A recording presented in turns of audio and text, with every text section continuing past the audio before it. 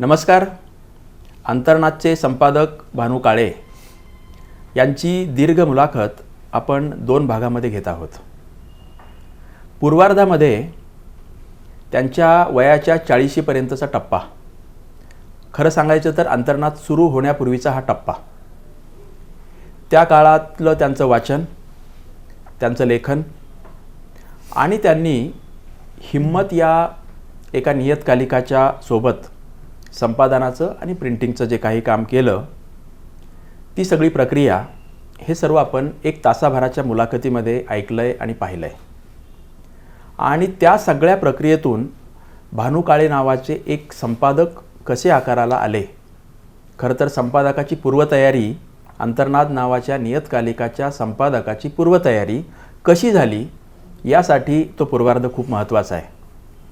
आणि त्यातल्या शेवटच्या प्रश्नामध्ये अंतर्नाद सुरू करण्याचा निर्णय त्यांचा कसा खूप आधीपासून होता, मात्र ती नेमकी प्रक्रिया काय होती हे त्यांनी थोडक्यामध्ये आपल्याला सांगितलेलं आहे.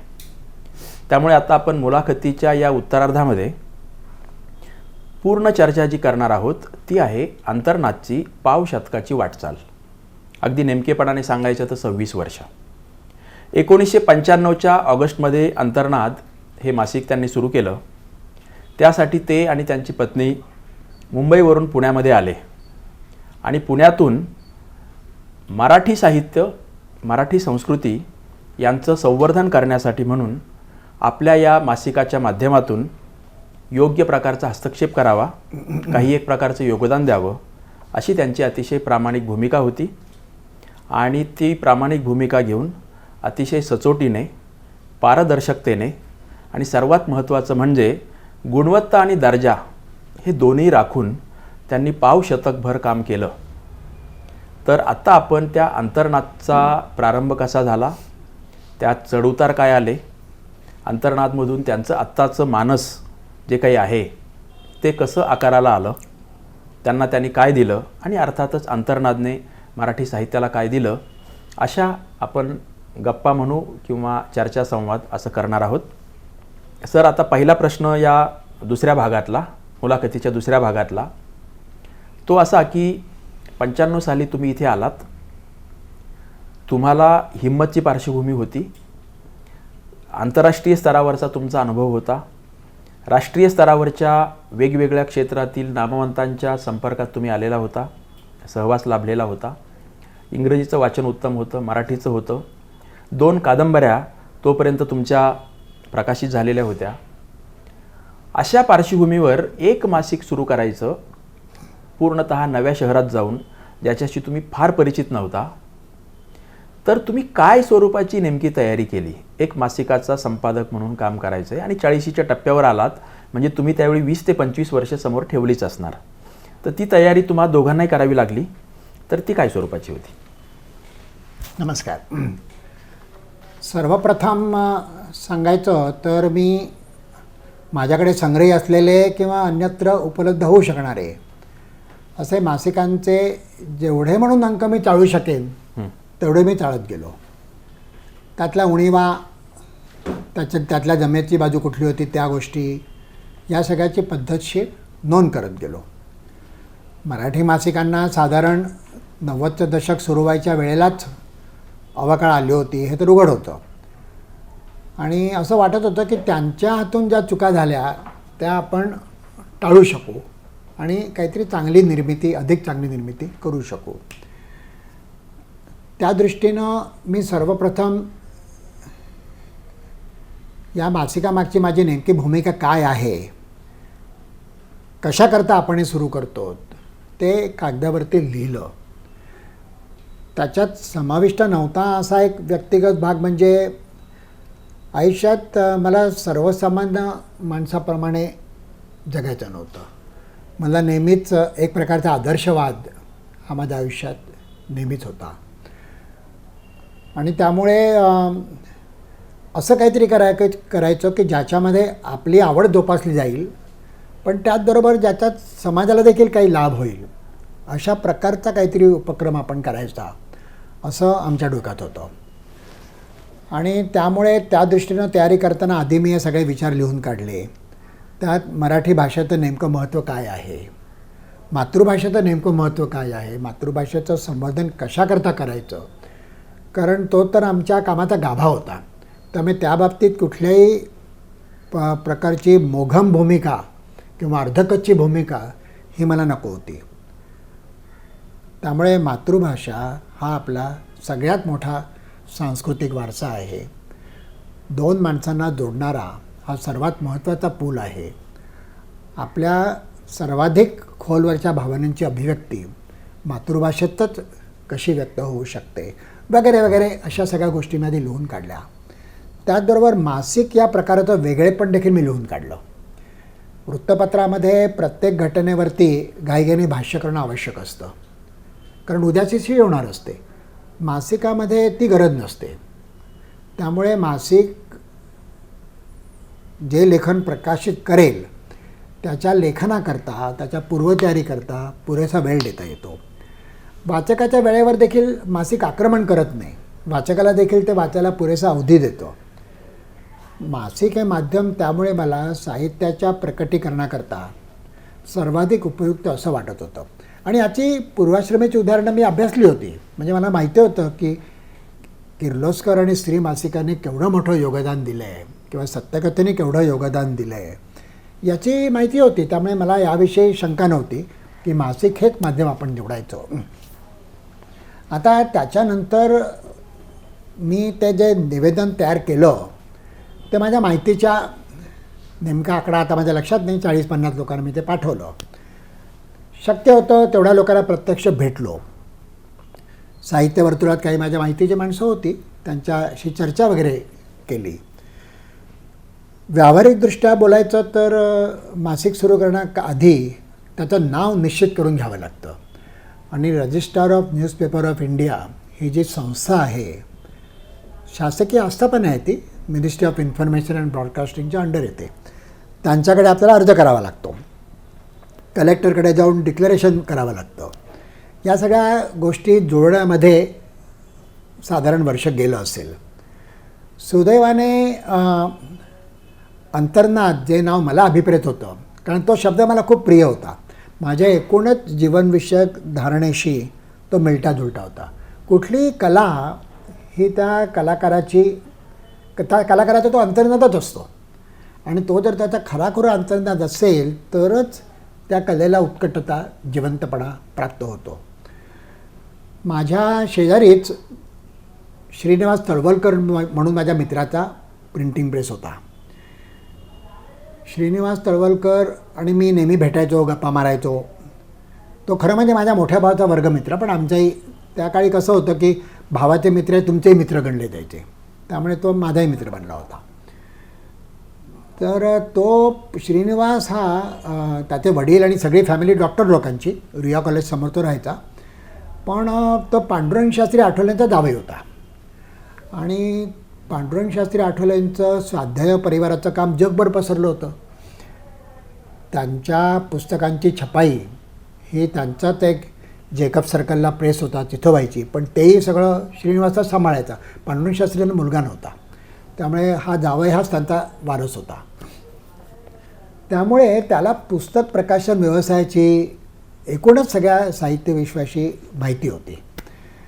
त्याच्याशी गप्पा मारताना हे अंतर्नाद नाव पुढे आलो. त्याची मला खूप मदत व्हायची. आणि मग पुढे आम्ही पुण्याला यायचा निर्णय घेतला. याचं कारण अर्थातच पुण्याला जास्त साहित्यिक वातावरण आहे असा माझा समज झाला होता. बऱ्याच मुंबईकरांचा तसा समज त्यावेळी तरी असायचा. कारण आम्ही ललितमध्ये ठणठणपाळ वगैरे लिहायचे ते बघायचो. मग श्रीधर जोशी विवेक कारणकरांकडे गेले, मग विवेक कारणकर यांच्याकडे गेले, असं सगळं ते वाचून आमचा असा समज झाला होता की ते खूप असं चैतन्यमय असं साहित्य. गैरसमज ठरला का नंतर? गैरसमज ठरला, कारण मला लक्षात आलं की मुंबईत जरी राहिलो असं तरी काही फारसं काही बिघडणार नव्हतं. पण ठीक आहे, आलो आम्ही पुण्याला. पुण्यात आमचा एकही नातेवाईक नव्हता. माझ्या ओळखीतं पुण्यामध्ये कोणीही नव्हतं. पण तरीसुद्धा आम्हाला वाटलं पुणं योग्य ठरेल. आणि किमती खूप कमी होत्या पुण्यातल्या त्यावेळेला. म्हणून आम्ही लगेच पुण्याला यायचं ठरवलं. आलो. आल्यानंतर मग दिवसभर करायचं काय? सुरुवातीला जी व्यावहारिक कामं असतात की गॅस सिलेंडर घेणं, टेलिफोन, बँक खातं, ह्याव तेव्हा ते सगळं करण्यात काही दिवस गेले. पण मग त्यानंतर दिवसभर करायचं काय? तर मग त्या काळात आम्हाला असं वाटलं की आपण वाचनालय सुरू करू. म्हणून आम्ही उर्मी वाचनालय सुरू केलं. पुढची 10 वर्ष ते चालवलं. आणि उर्मी वाचनालय हेच अंतर्नाथचं देखील कार्यालय होतं. त्या वाचनालयामध्ये पार्टिशन घालून आम्ही 2 भाग केले होते. आणि सुदैवानं ते वाचनालय उत्तम चालायला लागलं. कारण एकतर ते मेन रोडला होतं, रोड फेसिंग होतं, पुढे मागे पार्किंगला जागा वगैरे असायची. आणि थोडाफार आम्ही प्रचारही केला. त्याच्यात काही काही गोष्टी आम्ही ज्या मांडल्या होत्या त्या लोकांना भावल्या असं म्हणूया. म्हणजे मी म्हटलं होतं की तुम्ही 30-40 वर्षापूर्वी वाचलेला हिसाब किंवा रॉबिनहूड किंवा गोट्या तुम्हाला आजही आठवतं.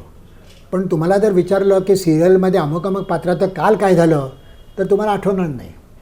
कारण मानवी मनावर संस्कार करायची आणि चिरकाळ टिकणारे संस्कार करायची लिखित शब्दाची क्षमता ही आजही अतुलनीय आहे. आणि अशा प्रकारच्या काही काही गोष्टींचा समावेश असलेलं पत्रक आम्ही वाटलं होतं. त्याला प्रतिसाद मिळत गेला आणि बघता बघता आमचे 500 सदस्य झाले.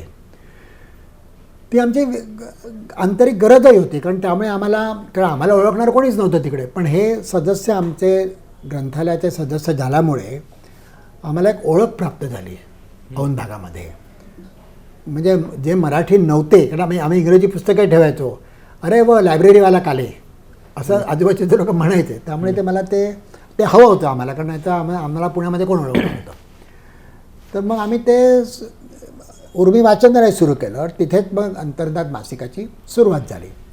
सुरुवातीला वर्षात बहुतेक सगळं अंतर्नादचं काम बघता बघता वाचनालयाचं देखील काम बघायचं. एक मयूर जोगळेकर म्हणून लहान मुलगा आम्ही वाचनालयात ठेवला होता. आता तो मोठा वकील झाला आहे, पण त्यावेळेला तो साधा मुलगा होता. आणि स्नेहा अवसरीकर ती पण वाचनालयामध्ये आम्हाला मदत करायची. असे बरेच लोकांशी सहवास होत गेला.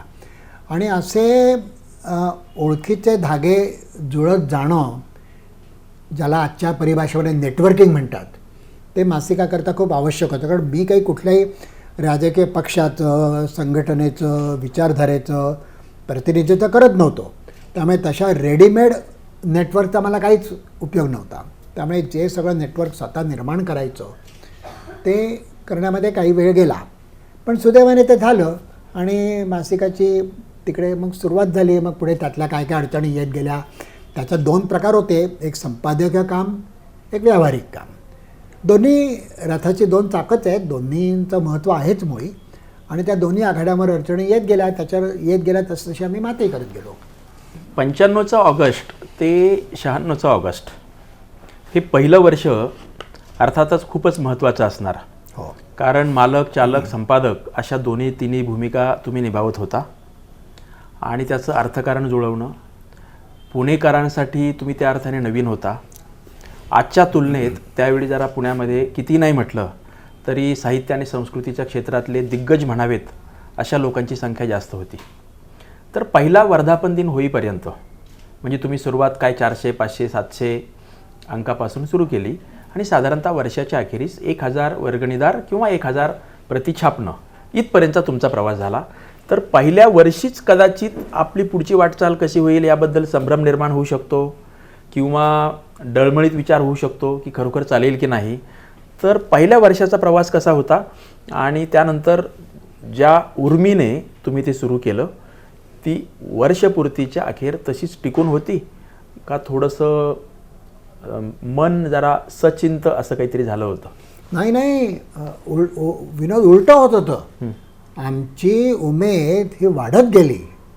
आणि पहिली काही वर्ष तरी साधारण 2012पर्यंत तरी ही अतिशय उमेदीची, उत्साहाची, आनंदाची अशीच वर्ष होती. आम्ही काही असं त्या काळात काही खचून बिलकुल गेलो नाही. आणि याचं कारण आम्हाला सहकार्य करणारे अनेक भेटले. मला आठवतं आमच्या प्रकाशन समारंभाला त्यावेळेला पूनम म्हणून हॉटेल होतं इथे जंगली महाराज रोडला. तिथे उद्घाटन समारंभ तुमच्या पहिल्या प्रकाशन. तेव्हा शांता शेळके अध्यक्ष होत्या. त्या म्हणाल्या की इथे जी सगळी मंडळी जमली आहेत, मग त्याच्याने सगळ्या प्रकारचे लोक, त्या द्वारकानाथ लेलेंसारखे म्हातारे होते, निरंजन घाटेसारखे तरुण होते, सुबोध जावडेकर, सगळ्या वयोगटातली मंडळी होती. मी असं म्हणेन की तुम्ही कुठलीही मानधनाची अट न घालता आपलं उत्तमोत्तम लेखन अंतर्नाथकडे द्यावं आणि त्याची सुरुवात त्यांनी स्वतःपासून केली. त्यांनी कविता स्मरणातल्या नावाचं एक फार सुंदर सदर आमच्याकरता 2.5-3 वर्ष चालवलं. काय असतं की केशवसुतांची तुतारी किंवा बालकवींची फुलराणी ही मराठी काव्यजगतातली उत्तुंग शिखरं आहेत. पण कधीकधी प्रतिभेच्या परिसस्पर्शाने छोट्या छोट्या टेकड्यासुद्धा उजळून निघतात. छोट्या छोट्या तुलनेनं अप्रसिद्ध कवीच्या देखील कविता सुंदर असू शकतात. तर अशा प्रकारची एक कविता निवडायची, ती कविता द्यायची, त्या कवितेचं रसग्रहण करायचं. मी समीक्षा असा जडजमाल शब्द वापरत नाही, रसग्रहण करायचं आणि त्या कवीविषयी थोडीफार आपली मतं देखील नोंदवायची आणि मासिकाची साधारण 2.5 ते 3 पानं या सदराला असायची. असं त्यांनी सदर सुरू केलं. आता त्यावर्षी शांताबाई आळंदीला भरलेल्या मराठी साहित्य संमेलनाच्या अध्यक्ष होत्या. त्यामुळे त्यांनी लिहिलेलं काही कुठलंही नियतकालिक वृत्तपत्रसुद्धा आनंदाने छापायला तयार झाली असती. पण तरीसुद्धा त्यांनी ते आवर्जून आम्हाला दिलं, याबद्दल माझ्या मनात खूप कृतज्ञता आहे. मला आठवतं आम्ही त्यांना सुरुवातीला फक्त 250 रुपये मानधन देत होतो. त्यांच्या एकूण स्टेचरच्या मानाने ते नगण्यच होतं. मग पुढे ते 400 रुपये केलं. पण तेव्हा मला अजून आठवतं त्या मला 1-2दा म्हणालं तर नका मला एवढे पैसे देत जाऊ, नाही दिले तरी चालेल. पण म्हटलं तसं नको, कारण आम्ही पहिल्यापासून हा एक स्वतःवरती बंधन घातलं होतं की प्रत्येक याला मानधन द्यायचं काहीतरी.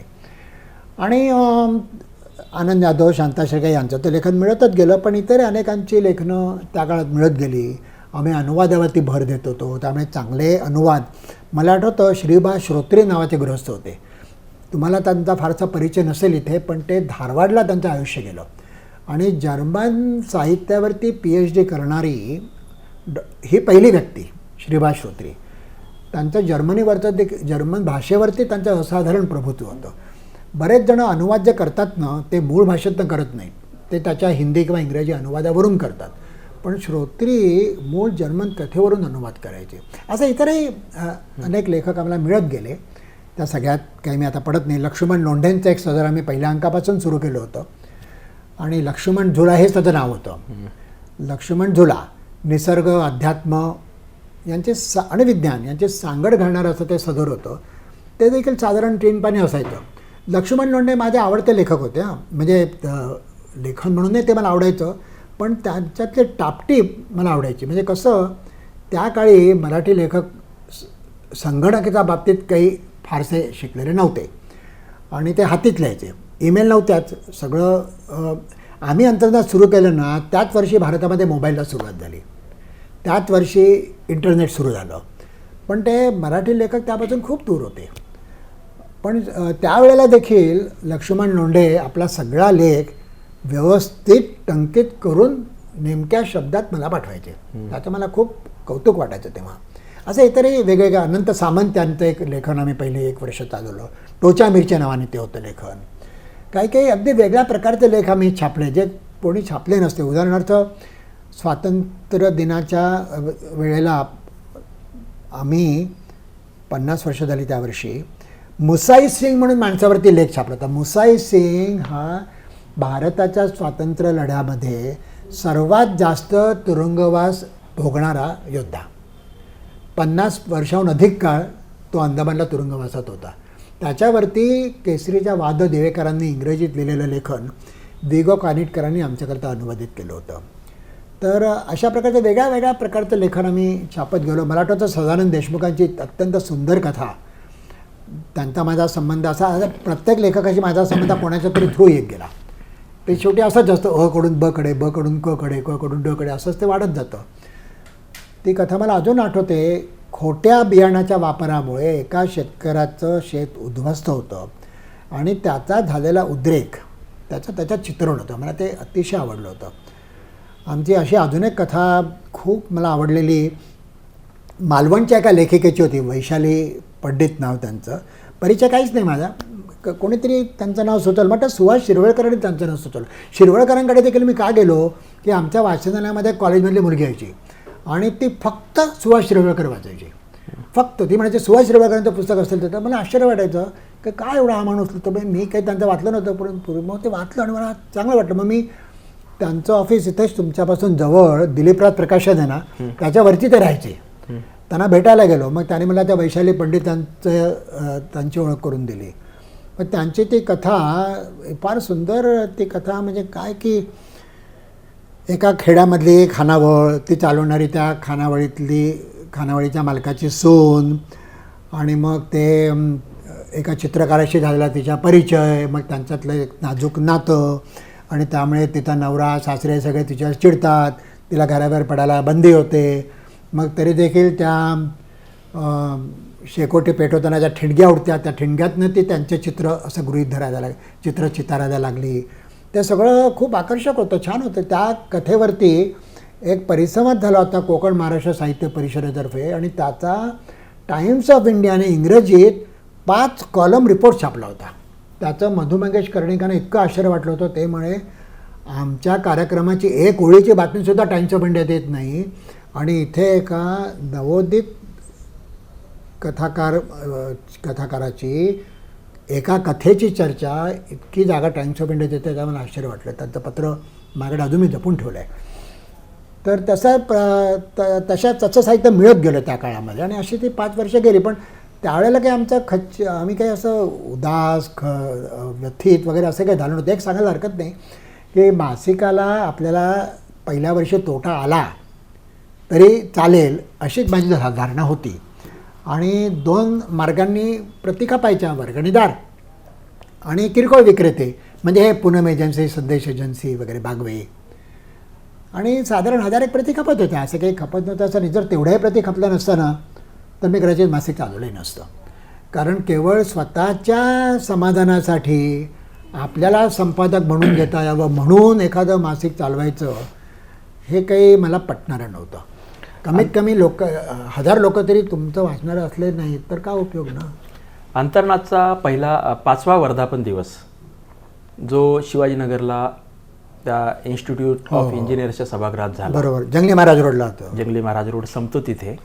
आणि अनिल अवचट त्याचे प्रमुख पाहुणे होते आणि मी जर चुकत नसेल तर दत्तप्रसाद आणि पंकज कुरुळकर हे दोघेही त्या कार्यक्रमाला होते. आणि त्या कार्यक्रमात मी पहिल्यांदा अंतर्नादचा अंक पाहिला. मी विद्यार्थी दशेतच होतो आणि तुमचंही खरं तर तुम्ही बोललाच नव्हता त्या कार्यक्रमाला फक्त बसून होता. तर त्यावेळी मी खूपच प्रभावित झालो की अशा प्रकारचं एक मासिक 5 वर्षापासून चालू आहे आणि मी पण 95लाच पुण्यात आलो आहे आणि ह्या 5 वर्षात आपल्यापर्यंत आलंच नाही. विशेष म्हणजे मी साहित्य संस्कृती वाचन यामध्ये खूपच रमलेलो होतो तरीही ते आपल्यापर्यंत आलं नाही याचं मला आश्चर्य वाटलं. परंतु त्याचं खरं कारण तुम्ही म्हणताय तसं जेव्हा 1000च वर्गणीदार किंवा वाचक आहेत किंवा तेवढे अंक निघत आहेत ते गेलं ते खूप चांगल्या चोखंदळ लोकांच्यापर्यंत. ते कदाचित स्टॉलवर नसेल बाहेर उपलब्ध नसेल पण आत्ता तुमच्या हे बोलण्यातून असा अर्थ निघतोय की खप त्याचा 1000 किंवा त्याहीपेक्षा कमी असेल. मात्र तुम्हाला बाकीचं समाधान लेखन मिळवणं साहित्यिक आणि ह्या सगळ्यांशी संपर्क येणं आपण काहीतरी कॉन्ट्रीब्यूट करतोय हे खूपच मोठ्या प्रमाणात असणार आणि त्यामुळे खप कमी आहे याचं शल्य किंवा दुःख हे तुमच्या मनात नसेल. तर त्या 5 वर्षात तुमचं बऱ्यापैकी बस्तान बसलं होतं असं मला चांगलं आठवतं आहे अजूनही. ते बस्तान या अर्थाने की हे मासिक काढणारा संपादक आणि त्याचे चाहता वर्ग त्यांचे लेखक हे दीर्घकालीन खेळी खेळतील आणि पुढची त्यानंतरची 20 वर्ष खूपच उत्तम प्रकारे ती चाललंच. त्याकडे आपण वळणारच आहेत की नंतर उतार कसा सुरू झाला. परंतु त्या पहिल्या 5 वर्षात तुम्ही काही खूप चांगले विशेषांक काढले होते आणि पहिल्या 2-3 वर्षातलेच असतील कदाचित कालिदासांच्या वरचा टागोरांच्या वरचा शेक्सपियरवरचा विशेषांक. नंतर त्याच काळामध्ये समाजसेवा किंवा NGO कल्चर या संदर्भात एक मोठा तुमचा विशेषांक होता. कदाचित तो दिवाळी अंक असेल. दिवाळी अंक असेल. त्यात मिलिंद बोकिलांच्यापासून शरद जोशींच्या अनेक लोकांचे लेख होते. तर ते विशेषांक आणि त्याला मिळालेला प्रतिसाद आणि कॉलमबद्दल तुम्ही आता बोललातच स्तंभलेखन. तर ते विशेषांक त्या प्रमाणात आणि तसे नंतर पुढे मला तेवढे दिसले नाहीत.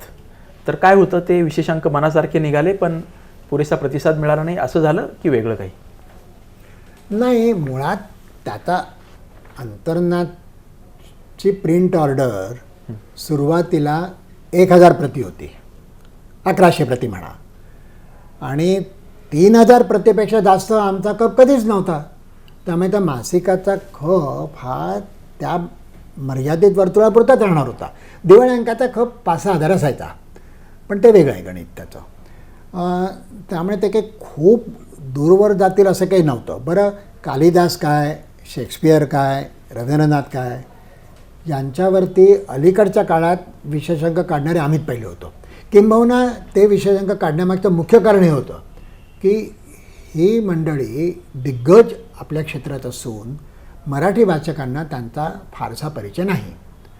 म्हणून आम्ही कालिदास, शेक्सपियर आणि रवींद्रनाथ यांचे विशेषांक काढले. तुम्ही ज्या विशेषांकाचा उल्लेख केला त्याचा विषय अगदी वेगळा होता. स्वयंस्फूर्त म्हणजे व्हॉलंटरी स्वयंस्फूर्त कार्याचं समाज जीवनातील स्थान हा तो विषय होता.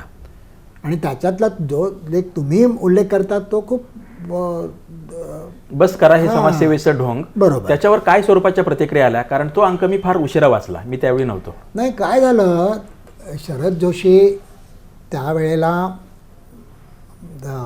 माझा आणि शरद जोशींचा परिचय माझे एक शेजारी होते, बद्रीनाथ देवकर म्हणून. ते शेतकरी होते, कोपरगावला शेती होती त्यांची. आणि ते रावसाहेब शिंदे रयत शिक्षण संस्थेचे चेअरमन, त्यांचे ते जावई. त्या बद्रीनाथ देवकरमुळे माझा या 2 मोठ्या माणसांशी संबंध आला.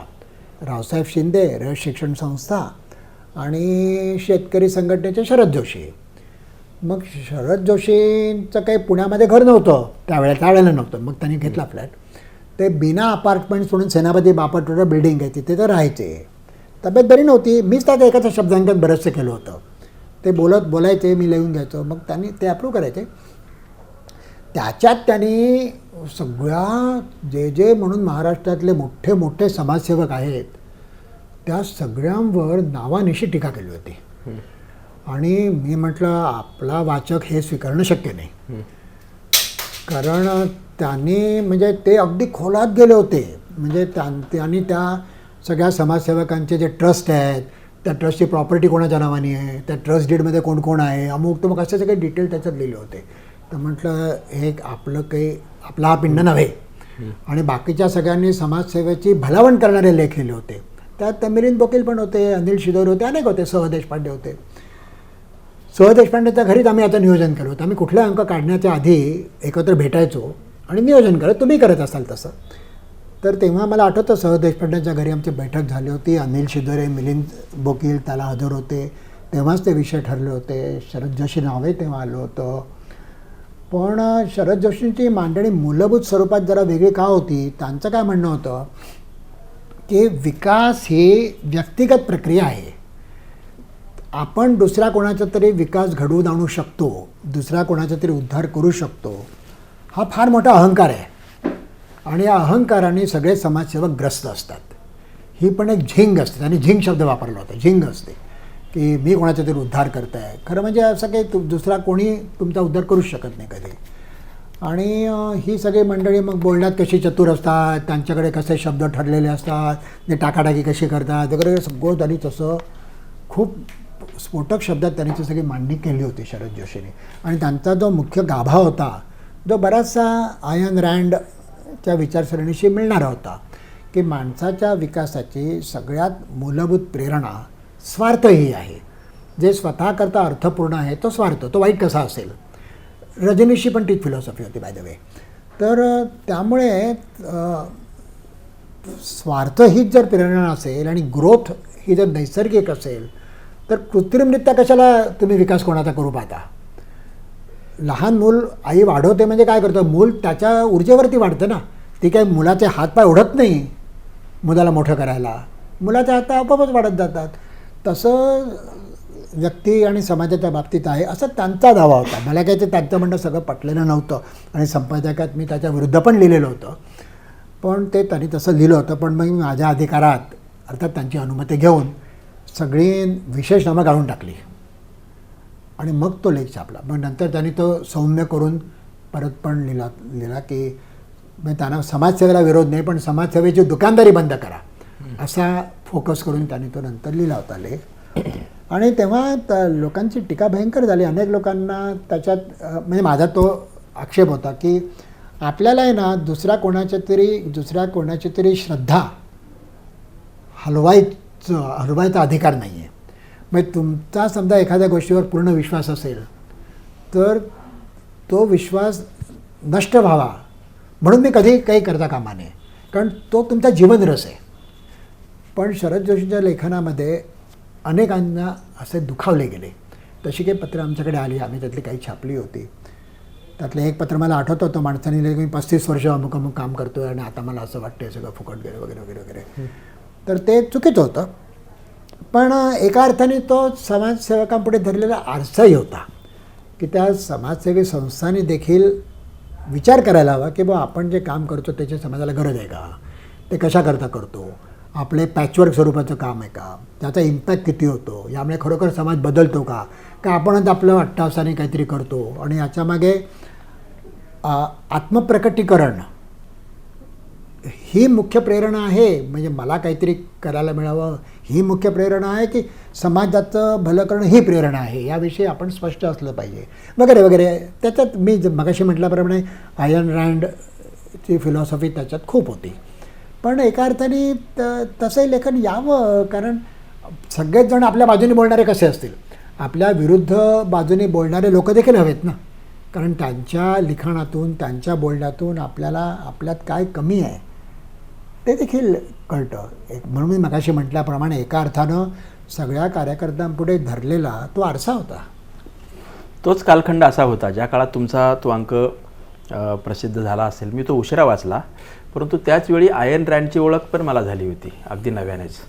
आणि फाउंटन हेड जी कादंबरी ती काही मी सगळी वाचली नाही, पण टोकाचा व्यक्तिवाद त्याचं ते जे उदाहरण होतं त्यामुळे आमच्या सगळ्या मित्रांच्या मध्ये पण त्यामुळे एक हलचल माजणं ज्याला म्हणतो, आणि ते स्वाभाविक असणार 17-18 वर्षाच्या मुलांच्या मध्ये कोणाच्याही मध्ये असो. मुद्दा असा आता की याच 5 वर्षात ह्या शरद जोशींचा लेख सोडून देऊ, अंतर्नादला तुमच्या वाट्याला संपादक म्हणून, अंतर्नादच्या लेखकांच्या वाट्याला अंतर्नादचं जे काही यश आहे, खूप चांगल्या प्रकारच्या प्रतिक्रिया आल्या. खूप नामवंत साहित्यकारांच्याकडून कौतुक झालं, नव्यांच्याकडून, जुन्याकडून, सर्वसामान्य वाचकांच्याकडून की असं एक मासिक आम्हाला मिळालं.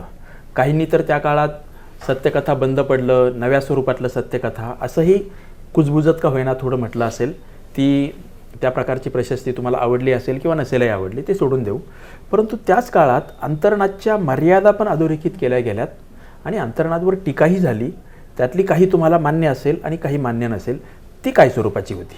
कारण सेम प्रकारची टीका पुढच्या काळात राहिलेली असणार. पहिली 5 वर्षे मला महत्त्वाची वाटतात. पहिली गोष्ट म्हणजे टीका खूप जणांनी केली. मला आठवतं मी एका बड्या पत्रकाराला भेटायला गेलो होतो. प्रसिद्धीकरता त्याचा मला काय उपयोग होईल का हा उद्देश होता माझा. तर मी त्यांना पूर्वीच पाठवलेले काही 4-5 नमुनांक समोर होते आणि त्यांनी तो अंक असा उचलला, याच्यात काय नाव आहे, यात काय नाव आहे, हे आम्ही देतो की तुम्ही वेगळं काय करता, ठेवून दिला. मग ते म्हणाले की कुठलंही मासिक चालणार की नाही हे पहिल्या वर्षभरात कळतं. जर ते अजूनही तुमचं क्लिक झालेलं नाही तर ते यापुढे कधी क्लिक होणं शक्य नाही. आणि माझा एकदम पोपट झाला होता. मी एकदम म्हणजे असा उदास होऊन बाहेर वरकरणी काही दाखवलं नाही, पण उदास होऊन बाहेर पडलं. म्हटलं अरे असं काय म्हणतात. एक दुसरे मुंबईचे लेखक होते, मोठं नाव आहे, त्याने मला पत्र पाठवलं, ते काय फालतू अंक काढले आहात तुम्ही, हा कागदाचा आणि शाईचा अपव्यय आहे, बंद करा हे वगैरे. आणि आदर्श अंक कसा असावा हे सांगण्याकरता त्यांनी स्वतःच संपादित केलेला एक दिवाळी अंक पाठवला होता आत्मकथन या विषयाला वाजायला. त्यांचं नाव नाही मी सांगत. मी माझ्या मनात आलं होतं एकदा त्यांना जाऊन भेटावं, पण कामाच्या धबडक्यात ते राहून गेलं. मी सगळ्यांना काय सांगायचो की आम्ही सुरू केलं मासिक ते इंटरनेट, मोबाईल, तदनंतर व्हॉट्सॲप या जमान्यात सुरू केलं आहे, ज्या काळामध्ये इतर कुठल्याही मासिकाबरोबर आम्ही तुलना करू शकत नाही, करणार नाही. याचं कारण असं की ती मासिकं ज्या काळात वाढली तो काळ साहित्याला पूरकच होता. बहुसंख्य विद्यार्थी मराठी माध्यमात शिकणारा काळ होता तो. साहित्याव्यतिरिक्त अभिव्यक्तीकरता माध्यमं मर्यादित होती. त्यावेळेला टी व्ही नव्हता, रंगीत टी व्ही तर नव्हताच, पण टी व्ही देखील नव्हता. अशा काळात ही मंडळी प्रस्थापित झाली होती. लोकांपुढे पर्यायच कमी असल्यामुळे साहित्याला समाज जीवनामध्ये जे एक महत्त्वाचं स्थान होतं, कवी तो दिसे कसा आननी, हे जे स्वाभाविक कुतूहल होतं ते सगळं अंतरणाच्या काळामध्ये बंद पडलं होतं. तर तुम्ही आजच्या काळामध्ये उदाहरण मला द्या. 50 वर्षापूर्वी यांनी काय केलं आणि त्यांनी काय केलं, मग तुम्ही कुठे काय करता त्या तुलनेत, तशी तुलना करू नका. तशी तुलना करताच येणार नाही, कारण तो काळच वेगळा आहे. आता आम्ही प्रवाहाच्या विरुद्ध पोहतो आहोत, अशी माझी भूमिका होती.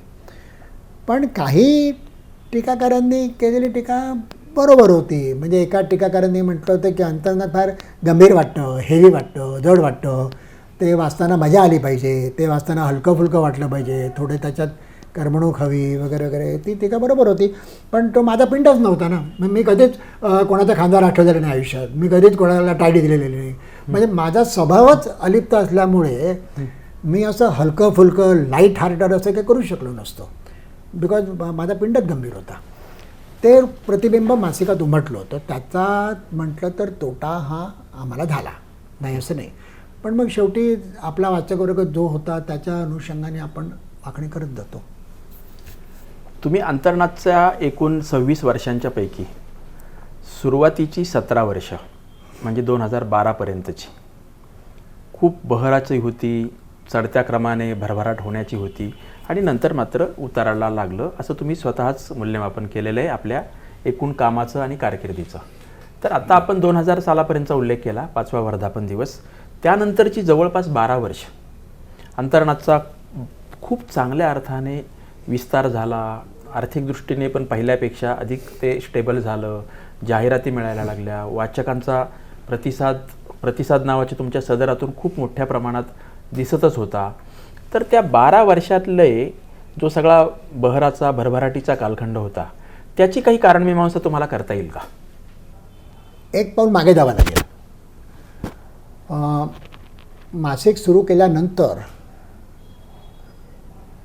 हे मासिक कसं टिकवावं, सुरुवातीला मी या मासिकाकरता 4 लाख रुपये वेगळे काढले होते. 4 लाख रुपये हे माझं भांडवल होतं हे सुरू करताना. हे मी तुम्हाला आकडे मुद्दामच सांगतो, कारण मराठी साहित्य विश्वामध्ये आकडेवारी कधीच कोणी देत नाही. मी असं सांगत आलोय, क्लिअर अबाउट इट. नाही, मी जाहीरपणे पूर्वी सांगत आलोय, इन्फॉर्मल गप्पा असो किंवा फॉर्मल. आत्ता ह्या मुलाखतीतही रेकॉर्ड करायला हरकत नाही.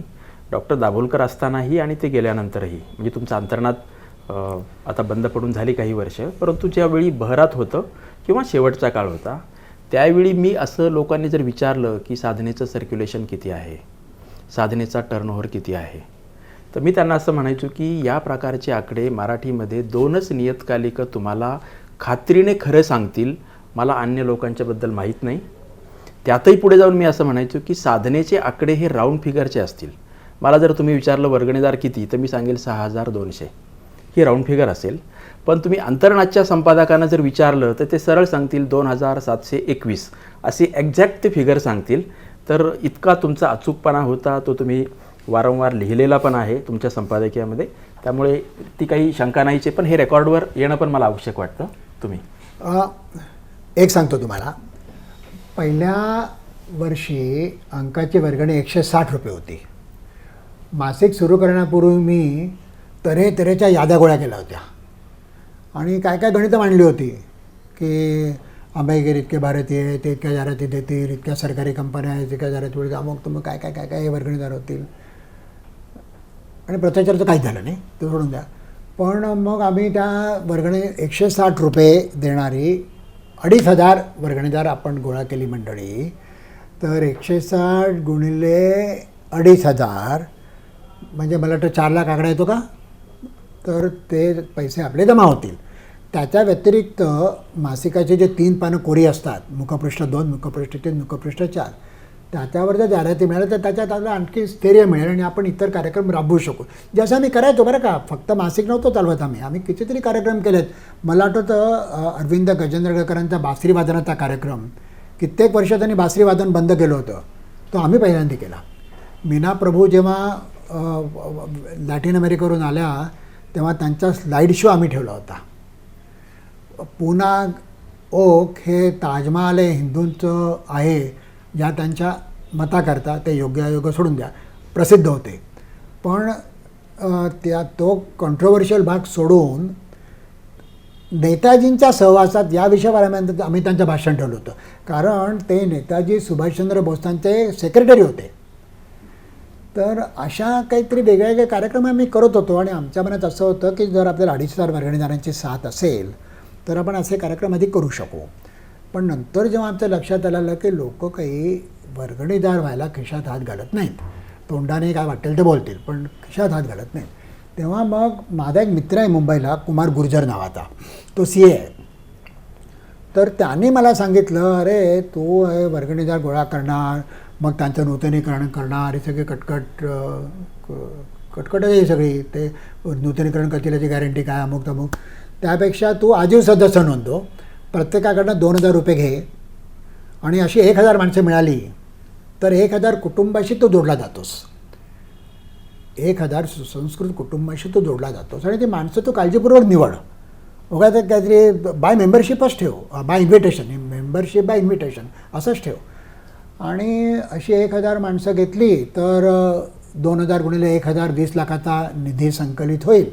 आणि त्यावेळेला पुण्यातल्या कितीतरी बँका, जनता सहकारी, कॉस्मॉस, सुवर्ण सहकारी, रुपी वगैरे, या 16% व्याज देत होत्या.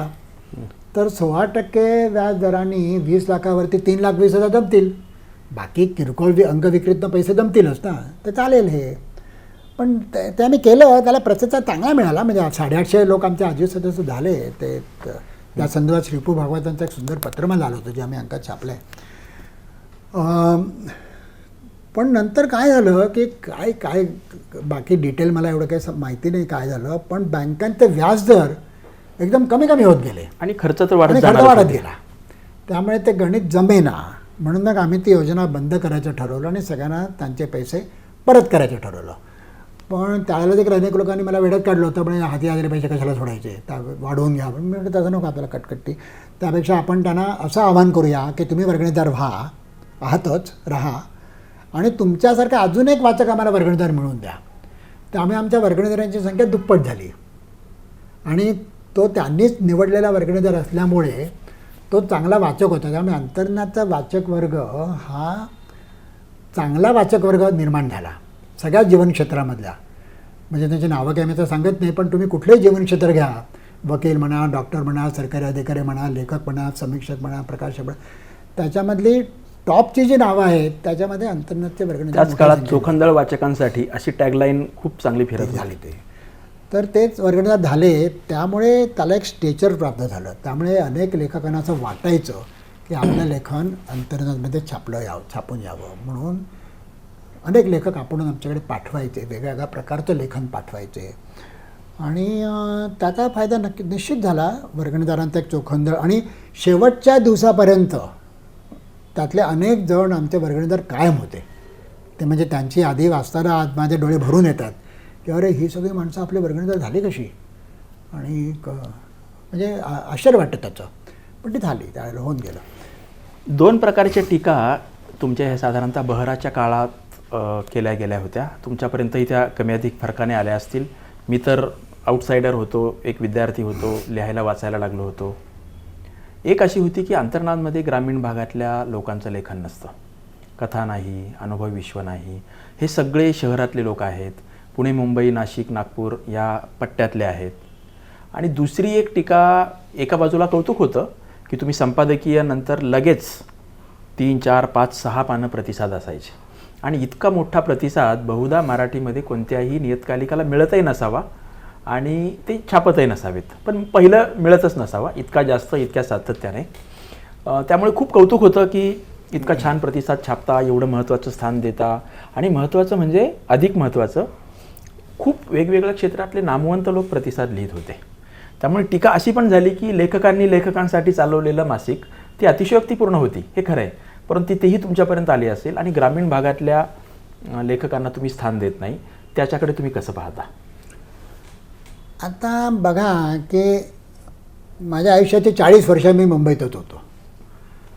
माझी बायको देखील 100% मुंबईतच होती.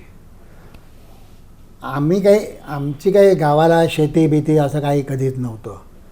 त्यामुळे माझं जे मित्रवर्तुळ होतं ते शहरीच होतं. पुण्यात आल्यानंतर देखील ते शहरीच राहिलं. पण ग्रामीण लेखक आम्ही घेतले नाहीत असं नव्हतं. मला आठवतं सदानंद देशमुख त्यावेळेला ग्रामीण भागात होतं. जानेफळ कुठे आहे ते बुलढाणा जिल्ह्यात. पण त्यांच्या खूप कथा आमच्या पहिल्या अंकात त्यांच्या कविता आहेत. असे देखील लेखक आमच्याकडे खूप होते ग्रामीण भागातले लिहिणारे. कृष्णात खोत त्यांच्या काही कथा अनुभव छान होते तुमच्याकडे. आम्ही छापलेत त्यांचे काही असे अनेक ग्रामीण लेखकांचं पण आम्ही छापत केलं. असं पण इतरांच्या तुलनेत ते कमी असणार. आणि तुम्ही दिलेलं उत्तर ते बरोबर आहे की तुमचं अनुभव विश्व जर त्या प्रकारचं नसेल आणि किती नाही म्हटलं तरी अशा प्रकारच्या वाङ्मयीन मासिकावर संपादकाच्या व्यक्तिमत्वाचा प्रभाव हा राहतोच. ते अपरिहार्य असतं. जशी त्याची काही बलस्थानं आहेत तशी त्या मर्यादाही आहेत. तसंही असेल. आणि वाचक पत्रांच्या बद्दल तुम्हाला इतकं सातत्याने एवढी जागा का द्यावीशी वाटत होती? एक सांगेन की मुळात तो चोखंदळ जो वाचक असतो ना तो तुम्हाला निवडावा लागतो आधी. मला आठवतं आमच्या एक म्हटलं तर विषयांतर म्हटलं तर विषयांतर नाही. एक मोठे डॉक्टर पुण्यातले आमच्या ग्रंथालयाचे सदस्य होते आणि ते आले ना की हे बघू पुस्तक, ते बघू पुस्तक, हे बघू, हे काय आहे, हे काय, असं जवळ 20 मिनटं पुस्तक निवडायला वेळ लावायचे. तर मी एकदा त्यांना विचारलं, तुमच्या लेव्हलचे जे डॉक्टर असतात ते इतके बिझी असतात की ते पेशंटला 2 मिनटं पण देऊ शकत नाहीत. मग तुम्ही पुस्तक निवडायला इतका वेळ का देता?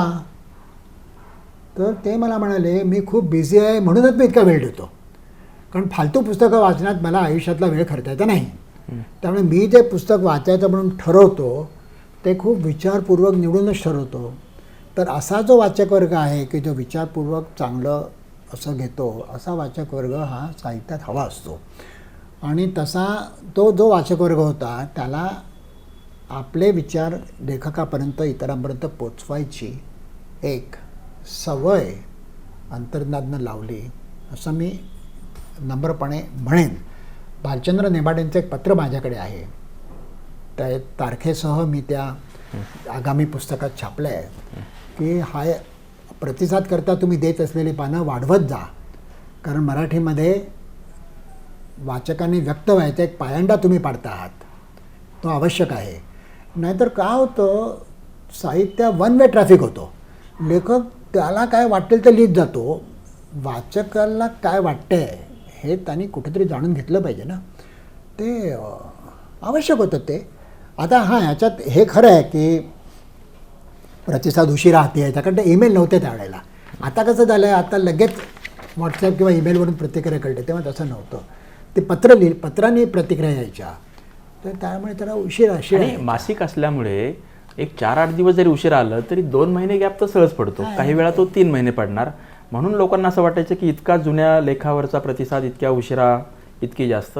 पण तो म्हणणारा वर्ग तो प्रतिसाद बारकाईने वाचायचा. ही खरी त्याच्या पुढची गंमत होती. आणि दुसरा विनोद काय माहिती आहे का, की आमचा भर शेवटी वर्गणीदारावरच होता ना. आपला आश्रयदाता कोण आहे, मायबाप कोण आहे? वर्गणीदार हाच आपला मायबाप आहे ना. किरकोळ अंक किती विकले जायचे असे? पूनम, संदेश, बागवे आणि नाशिकचे पाठक ब्रदर्स 4च विक्रेते होते. ते किती अंक विकायचे? त्यांची विक्री अगदी नॉमिनल असायची. ते स्वतः काही प्रयत्न करायचे नाहीत अंक खपावा म्हणून. कितीतरी वेळा त्यांच्याकडे अंक परत यायचे. ते परत आणण्याकरता आम्हाला त्यांच्याकडे जावं लागायचं. ते गठ्ठे परत आलेले बघितलं की रडायला यायचं. ते न खपलेला अंक बिंदास पाठवून द्यायचे. ते आता गंमत अशी आहे की वर्गणीदार हा तुमच्याशी बांधलेला आहे आणि तो कायमस्वरूपी आहे. कारण नूतनीकरण आमचं खूप मोठ्या प्रमाणात नूतनीकरण होत होतं. त्यामुळे आम्ही त्यावरच भर दिला. किरकोळ याच्यावर नाही देऊ शकलो. आणि आमच्याकडे मॅनपॉवर पण होती, हे खरं कारण आहे. 26 वर्ष अंतर्नाद चाललं. अंतर्नाद सुरू करण्यापूर्वी तुम्ही कादंबऱ्या आणि कथा लिहित होता. मात्र अंतर्नादमध्ये तुमची एखादी कादंबरी क्रमशः येणं किंवा काही कथा पब्लिश होणं असं मला फार दिसलं नाही. जवळपास नाही म्हणू, अगदी अपवाद असतील. शेवटच्या काळात 2 लेखमाला आल्या, बदलता भारत आणि आणखी एक. 2002च्या दरम्यान मी तुम्हाला पहिल्यांदा भेटलो होतो तुमच्या ऑफिसला येऊन, आणि तेव्हा असा प्रश्न विचारला होता की तुम्ही अंतर्नादचा अंक इतका नियमितपणे काढताय, तर तुम्हाला स्वतःच्या लेखनावर काही आपण अन्याय करतोय, परिणाम झाला आहे, संपादक म्हणून काम करताना स्वतःला लिहिता येत नाही, याची काही खंत वाटते का? तर तुम्ही म्हणालाही होतात त्यावेळी की हो, काही प्रमाणात ते खरं आहे की यामुळे मला नाही लिहिता येत. मात्र तुम्ही संपादकीय खूप नियमितपणे लिहित होता. कधी ते 2 पानांचं असेल, कधी 4 पानांचं, लहान मोठं. त्याला निश्चित असा फॉर्म नव्हता. कधी एखादी स्टोरी सांगत होता, कधी भाष्य करत होता, कधी जुनी आठवण करत होता. तर संपादकीय लेख तुमचे हायली रिडेबल याच कॅटेगरीत होते. त्याला निश्चित फॉर्म नव्हता. तर तो तुम्ही काय स्वरूपाचा विचार करत होता आणि तुमच्याकडे असा लूज फॉर्म ठेवला आहे म्हणून काही टीका पण होत होती का? नाही, त्याचा जो पूर्वार्ध आहे तुमच्या प्रश्नाचा, त्याच्यात तथ्य आहेच. कारण लेखकाला अंतर्मुखता महत्त्वाची आहे, संपादकाला बहिर्मुखता आवश्यक आहे. लेखक म्हणून जर मी वावरलो, अंतर्मुख म्हणूनच त्या कालखंडामध्ये, मला दुसऱ्या माणसाला भेटणं नकोसं होतं. कोणी आलं तर मला संकट वाटतं, नको, कोणाला भेटायला नको. असं अंतर्मुखता जपणं आवश्यक आहे लेखकाला, ललित लेखकाला विशेषतः. संपादकाला खूप फिरावं लागतं, खूप लोकांना भेटावं लागतं, बहिर्मुखता आवश्यक आहे. आणि ही बहिर्मुखता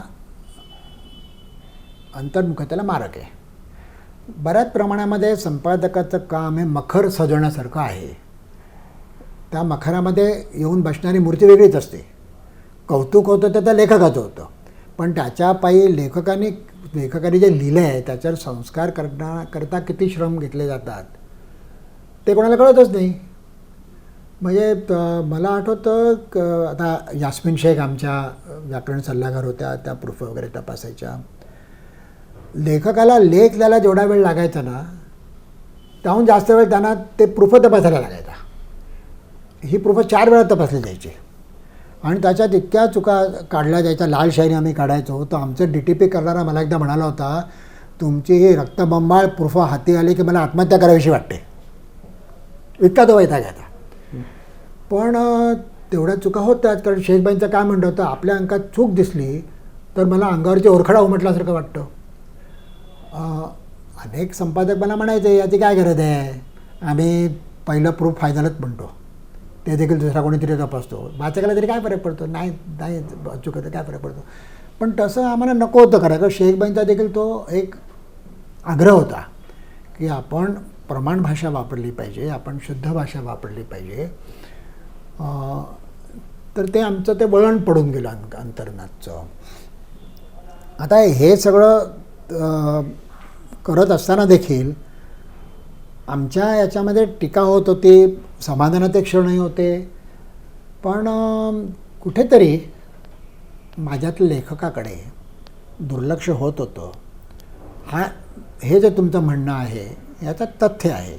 मी जी चरित्र दिली नंतर ती कारण परत्वे त्यांच्या संपर्कात मी आलो आणि मला असं वाटलं की या माणसांविषयी समाजात काही लिहिलं गेलेलंच नाही आहे. आता शरद जोशींचं चरित्र मी का लिहिलं, तर शरद जोशींच्या नावाने बरीच पुस्तकं आहेत, पण ही सगळीच्या सगळी पुस्तकं जी श्रीकांत उमरीकरनी काढली आहेत, ही शरद जोशींनी शेतकरी संघटनेमध्ये जे लेख लिहिले त्याचं पुनर्मुद्रण आहे, त्याचं एकत्रीकरण आहे. ते पुस्तक म्हणून शरद जोशींनी त्यातलं एकही पुस्तक लिहिलेलं नाही आणि इंग्रजीत तर काहीच नाही आहे. त्यामुळे मी एकदा शरद जोशींना म्हटलं की त्यांचं चरित्र लिहिण्याच्या संदर्भात, तेव्हा त्यांचा खूप विरोध होता, त्यांना नको होतं तसं चरित्र लिहायला. पण मी त्यांना म्हटलं की बघा, 2 इंग्रजी पुस्तकं अलीकडच्या काळातली सर्वाधिक लोकप्रिय आहेत. एक पी साईनाथचं everyone loves a good drought, एक रामचंद्र गुहांचं इंडिया आफ्टर गांधी. पहिल्या पुस्तकामध्ये पी साईनाथचं पुस्तक शेतीबद्दल असून शरद जोशी, शेतकरी संघटना, शेतकरी आंदोलन हे शब्दच नाही आहेत त्याच्यात.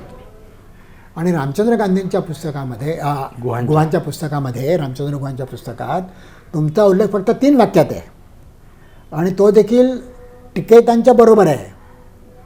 आणि तो देखील तुमच्यावर अन्याय करणार आहे की तुम्ही बड्या बागायतदारांचे प्रतिनिधित्व असं आहे. मी तुमच्या कितीतरी सभांपैकी त्या लोक अनवाणी येतात, भाकरी बांधून येतात, तर पण तुमच्याबद्दल लिहिणारी ही मंडळी आहेत त्यांनी तुम्हाला चुकीचं हे दिलं आहे. शरद जोशींचा बँक बॅलन्स हा कधीही कुठल्याही मध्यमवर्गीय माणसाच्या बँक बॅलन्सपेक्षा कमी होता. शरद जोशींचं स्वतःचं घर नव्हतं. पण ह्या मंडळींनी हा बड्या बागायतदारांचा प्रतिनिधी आहे असा आरोप जे करायचे ते शरद जोशींपेक्षा दुप्पट श्रीमंत होते. म्हणजे शरद जोशींवरती आरोप करणारी माणसं दर 3 महिन्यांनी परदेशवारी करायचे. शरद जोशींच्या दोन्ही मुली अमेरिकेत असून ते फक्त 2 वेळा अमेरिकेत गेले. म्हणजे ज्याची राहणी खरं म्हणजे इतकी साधी होती त्याच्यावरती तो कुलक्सचा प्रतिनिधी आहे, बड्या बागायतदारांचा प्रतिनिधी असे आरोप लोक पण आपला समाज विचित्रच आहे, त्याला काय करणार. पण म्हणून मी त्यांचं चरित्र दिलं. रावसाहेब शिंदेंचं चरित्र मी का दिलं रयत शिक्षण संस्थेचं. मी त्यांना म्हटलं हो तुमचं कुटुंब इतकं त्यांनी समाजाकरता केलं आहे. तुमचे मोठे भाऊ अण्णासाहेब शिंदे 14 वर्ष भारत सरकारचे कृषी मंत्री होते, पण याच्याबद्दल एक ओळ कुठे छापून नाही येत कधी. तुम्ही रयत शिक्षण संस्थेचं जे काम आहे तुम्ही 450-500 शाळा चालवता आणि हे याची जाणीव नाही आहे लोकांना कोणाला. ते आलं पाहिजे. मग ती दोन्ही चरित्र लिहिली गेली. तशी काही चरित्र मी कारण परत्वे लिहिली पण ललित साहित्य मात्र मी लिहू शकलो नाही. हे तुमचं म्हणणं बरोबर आहे. तुम्ही आत्ता संपादकाची भूमिका, संपादकाच्या कामाचं स्वरूप याबद्दलही बोललात आणि रामचंद्र गुहांचाही उल्लेख केलात. गुहांनी आत्ता अलीकडेच एक छोटं पण इंटरेस्टिंग पुस्तक लिहिलं आहे, कुकिंग ऑफ बुक्स. तर त्यांचे जे प्रकाशकांचे संपादक आहेत रुकुन अडवाणी, तर त्या दोघांच्या नात्यावर लेखक आणि संपादक आणि त्याच्यावर रुकुन अडवाणी एकाच वाक्यात प्रतिक्रिया अशी दिली की एखाद्या संपादकाला मिळालेली ही लॉंगेस्ट थँक्यू नोट आहे. तर तसं तुम्हाला या 25 वर्षाच्या काळात लॉंगेस्ट नाही म्हणणार मी, पण तुम्हाला खूप इंटरेस्टिंग वाटली, महत्त्वाची वाटली, रुजली अशा काही 1-2 थँक्यू नोट आहेत का कोणाच्या? अनेक आहेत. शांता शेळकेंचं एक पत्र जे या पुस्तकामध्ये शब्दशः पुनर्मुद्रित आहे. त्यात त्यांनी असं म्हटलं आहे की एकेकाळी एका मासिकाचा उदयास्त या पुस्तकात म्हणताय. हो, एकेकाळी लेखकाचे संपादकाशी जिव्हाळ्याचे संबंध होते. माझ्या सगळ्या प्रकाशकांचे माझे तसे संबंध राहिले. मी काही भागवत संप्रदायाची लेखिका नव्हे, पण सगळ्या भागवत बंधूंशी माझे संबंध प्रेमाचेच राहिले. अलीकडच्या काळामध्ये मात्र व्यवहाराला इतकं महत्त्व आलं आहे की संपादक आणि लेखक यांच्यातल्या संबंधाला फक्त व्यावहारिक स्वरूप प्राप्त झालं आहे. याला अपवाद फक्त तुम्ही पती-पत्नी आहात की दुसऱ्या कोणाशीही कुठल्याही संपादकाशी माझे असे भावबंध जुळले गेले नाहीत आणि माझ्यासाठी ते नातं अतिशय मोलाचं आहे असं त्यांनी पत्र दिलं होतं. ही घटना 20 वर्षापूर्वीची आहे. माझा 70वा वाढदिवस जेव्हा झाला तो अर्थात खाजगी समारंभ होता. तो काही सगळ्यांकरता जनतेकरता असा नव्हता. 60-70 लोक होते. तेव्हा यास्मिन शेख असं म्हणाल्या भाषण करताना सगळ्यांसमोर की भानू काळे यांना मी माझ्या पोटातून जन्म दिलेला नसला तरीसुद्धा ते माझे मानसपुत्रच आहेत असं मी मानते. आता असं 98 वर्षाच्या बाईंनी सगळ्यांसमोर म्हणणं हे माझ्याकरता फार मोठं प्रशस्तीपत्रक होतं. 2 लेख मला तुमच्या नंतरच्या काळात अंतर्नादमधून क्रमशः प्रसिद्ध झाल्या. त्यातली बदलता भारत ही जास्त स्वीकारली गेली असावी असं मला वाटतं. कदाचित दुसरी लेख मला चालू होती तेव्हा मी पण अंतर्नाद वाचणं कमी झाला असेल आणि तुम्ही म्हणताय तसा तो थोडासा उतरता काळ पण होता. पण बदलता भारत हा तुमचा अंतर्नादचा बहराचा काळ होता आणि कमालीची वाचकप्रिय ठरलेली जी लेखमाला होती तिचं नंतर पुस्तकही आलं मौजकडून. त्या पुस्तकाला पण खूपच चांगल्या प्रकारे स्वीकारलं गेलं. बदलता भारतमध्ये तुम्ही जे काही मांडत होता ते त्यावेळी तरी, आत्ता ते बऱ्यापैकी स्वीकारलं गेलं, मात्र त्यावेळी यांना बदललेला भारत जो दिसतोय तो अशा बेटावरचा, तुकड्यातला, ठराविक ठिकाणचा, उर्वरित भारत बदललेलाच नाही आहे अशी टीका विशेषतः पुरोगामी वर्तुळातून खूप मोठ्या प्रमाणात जाहीरपणे लेखी स्वरूपात नसेल झाली, तुमच्यापर्यंतही आली नसेल, परंतु थोडीशी हेटाळणीच्या स्वरूपात अशी झाली. म्हणजे तुमच्या लेखनाबद्दल त्यांचे आक्षेप नव्हते, लेखन व्यवस्थित आहे, पण मग तुम्ही बदलता भारत म्हणताय आणि मग शरद जोशींचाही उल्लेख होता म्हणून असंही म्हणायचे की नाही हा तर मग यांनी जे दाखवत आहेत हा बदलता इंडिया आहे, खरा बदलता भारत तर यांनी पाहिलेलाच नाही आहे असं होतं. ते तुमच्यापर्यंत काही आलं आणि तुम्ही कसं त्याला रिॲक्ट झालात? मला मुळात ते पटतच नाही. एक साधं उदाहरण सांगतो. आमच्या घरामध्ये आम्हा 5 भावांमध्ये रोज सकाळी महाभारत घडायचं, मारामाऱ्या व्हायच्या. तर कशावरून व्हायच्या? त्या शंकराचार्यांच्या अध्यात्मावरून नव्हत्या होत. भारत पाकिस्तान संबंध कसे सुधारता येतील याच्यावरती नव्हतं होत. तो पुरोगामी आहे का प्रतिगामी आहे याच्यावरती नव्हती होत. आज सकाळी दूध आणायला कोण जाणार याच्यावरती मारामाऱ्या व्हायच्या. का? तर दुधाच्या सेंटरवरती येणारं दूध 15 मिनटात संपायचं. दुधाचं कार्ड असायचं. 2 बाटल्या दूध मिळायचं आम्हाला आणि प्रचंड गर्दी असायची. खूपदा ते मिळायचंच नाही आणि जर ते मिळालं नाही तर दूध किंग सर्कलमध्ये एखाद दुसरा अपवाद सोडला तर कुठेही उपलब्ध नसायचं. आज मी औंधला राहतो, तिथे कुठल्याही कोपऱ्यात तुम्ही जा, कधीही जा, तुम्हाला दूध मिळालं नाही असं होणार नाही. पैसे जास्त द्यावे लागतील पण दूध मिळतं. आता दुधाचा तुटवडा दूर होणं हा बदल हा ग्रामीण भागात खेड्यापाड्यापासून झिरपत आलेला आहे, वर येत गेलेला आहे. दूध खेड्यातला शेतकरी त्याच्या गायीपासून दूध काढतो, त्या दुधाचं संकलन होतं. ते मी स्वतः बघितलं आहे, अमूललाही बघितलं आहे, श्रीरामपूरलाही बघितलं आहे. तेव्हा ग्रामीण शेतकऱ्यामध्ये हा बदल झालेला नाही हे म्हणायला पटतच नाही. माझ्या लहानपणी आमच्या घरी दारावरती बिल्डिंगीत रोज अमात आहे असं म्हणत भिकारी यायचे. त्यांना आम्ही उरलेला शिळापाका अन्न द्यायचो. त्याची गरज होती त्यांना, तसे होते भिकारी, 1-2 नाही, प्रचंड संख्येने.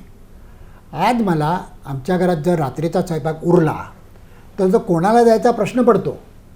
कारण आमच्या मोलकरीला देखील ते शिळं नको असतं, बिल्डिंगच्या वॉचमनला देखील ते नको असतं.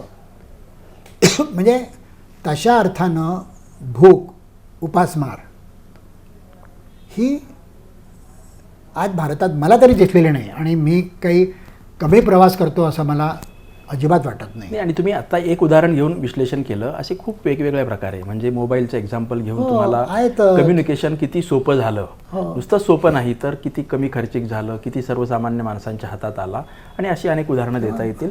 फक्त आपल्याला हे तुम्हाला काय वाटतंय आणि ती टीका करणारे जे लोक आहेत तर आपल्याकडे जरा एक तुमचं अधिकृत उत्तर रजिस्टर व्हावं म्हणून आपण हा प्रश्न घेतला. आता शेवटचे 2 प्रश्न. तुम्हीच म्हटलंय की 2012पर्यंतचा अंतर्नाचा बहराचा कालखंड होता, म्हणजे 17 वर्ष, आणि त्यानंतरची साधारणतः 8-9 वर्ष थोडासा उतरता काळ सुरू झाला. त्याची 2-3 कारणं समोर दिसतात. तुम्हाला त्यातली कोणती महत्त्वाची वाटतात? कदाचित सगळीच वाटत असतील, पण कशाची तीव्रता जास्त आहे? स्वाभाविक आहे की सुरू केल्यानंतर 17 वर्ष चालवलं म्हणजे तुम्ही 60च्या उंबरठ्यावर पोहोचलात. त्यामुळे एक किती नाही म्हटलं तरी दीर्घकाळ काम करणं, शारीरिक क्षमता याचा एक परिणाम होतो. दुसरं, इतकं सगळं करूनही मराठी साहित्य आणि संस्कृती ही एका मर्यादेपलीकडे वाढत नाही, एका मर्यादेपलीकडे रिस्पॉन्स मिळत नाही. वर्गनिदानाच्या नूतनीकरणासाठी लेखकांच्यावर काम करावं लागतं, पुनर्लेखन करून घ्यावं लागतं. या प्रकारचा वैताग, थोडासा त्रागा, कितीही आवडीचं काम असलं तरी होतो, हा दुसरा भाग.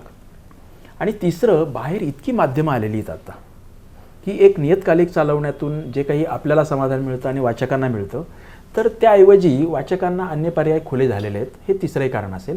तर तुमच्यासाठी या 3पैकी कशाचं महत्त्व किती होतं? ही सगळी कारणं योग्य आहेत. तुम्ही जी सांगितलीत ना, ही सगळी कारणं त्यांच्या परीने खरी आहेत, त्याबद्दल काही वादच नाही आहे. की ज्या प्रकारे समाजामध्ये सांस्कृतिक समृद्धी रुजावी असं आम्हाला वाटत होतं, त्या प्रकारचं प्रतिबिंब समाजामध्ये कुठे मला आढळत नाही. हे तर खरंच आहे. आणि मुळात दर्जेदार साहित्य, म्हणजे ज्याला मी दर्जेदार मानतो असं साहित्य, शेवटी हा सनातन प्रश्न आहे की दर्जेदार कशाला म्हणायचं, आणि त्याची नेमकी व्याख्या कोणीही कधीही करू शकणार नाही. पण तसं साहित्य हे मला मिळत नव्हतं. लिहिलं कमी जात होतं, अजिबात लिहिलं जात नव्हतं असं नाही, कमी लिहिलं जात होतं. आणि जे लिहिलं जात होतं ते अनेक अंकामध्ये वाटलं जात होतं. ते आमच्याच वाटायला कसं येणार? आर्थिक कारणं देखील होती, अडचणी होत्या, जाहिराती मिळत नव्हत्या. जाहिराती मिळवण्याकरता खूप लाचारीने वागावं लागत होतं. अनेकदा मला ते सहन व्हायचं नाही की आपण जाहिरात मागायला जातो म्हणजे आपण याचक आहोत आणि तो देणारा म्हणजे तो दाता आहे. ही भूमिका शब्दामध्ये व्यक्त झाली नाही तरी त्यांच्या देहबोलीमध्ये मला जाणवायची. म्हणजे ही समोरची बॅग आली आहे कशी टाळता येईल हा भाव त्यांच्या चेहऱ्यावरती असायचा. पैसे वसुली करता विक्रेत्यांकडे जावं लागणं, प्रोफेशनल स्ट्रक्चर नसल्यामुळे शेवटी मालकाला करावंच लागतं. त्यामुळे अशी अनेक गोष्टी कराव्या लागत होत्या की ज्या मला मानहानिकारक व्यक्तिशः वाटायच्या. एकतर उत्तम लेखक मिळत नाही, उत्तम लेखक आहेत तरी कुठे, किती आहेत. मी जेव्हा मासिक सुरू केलं तेव्हा माझ्या अवतीभोवतीची मंडळी ही साधारण 40शीतली म्हणजे माझ्या वयातली होती. आता म्हातारी होतं ती पण 60च्या पलीकडे गेली आहेत. आता मी जेव्हा कुठल्या साहित्यिक कार्यक्रमाला जातो तेव्हा बहुतेक सगळी मंडळी धवलकेशी वर्गातली आहेत.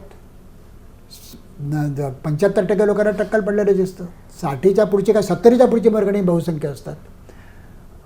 आता मी कोणाच्या घरी भेटायला गेलो लेखकाला तर त्याच्या घरामधली जी पुढची पिढी आहे तरुण ती काही माझ्याशी बोलत नव्हती. ती म्हणते हां या काका बसा आणि त्यात निघून द्यायची. म्हणजे मी कोणाचा पाहुणा होतो, मी त्या बाबांचा किंवा खूपदा आजोबांचा पाहुणा होतो. तरुण वर्ग साहित्यात नसणं हे मला खूप खटकत आलेलं आहे. भालचंद्र नेमाडेंनी कोसला लिहिली तेव्हा त्याचं वय किती होतं? 25. शिवाजी सावंतांनी मृत्युंजय लिहिलं तेव्हा त्यांचं वय किती होतं? आणखी 2 वर्ष कमी, 22-23.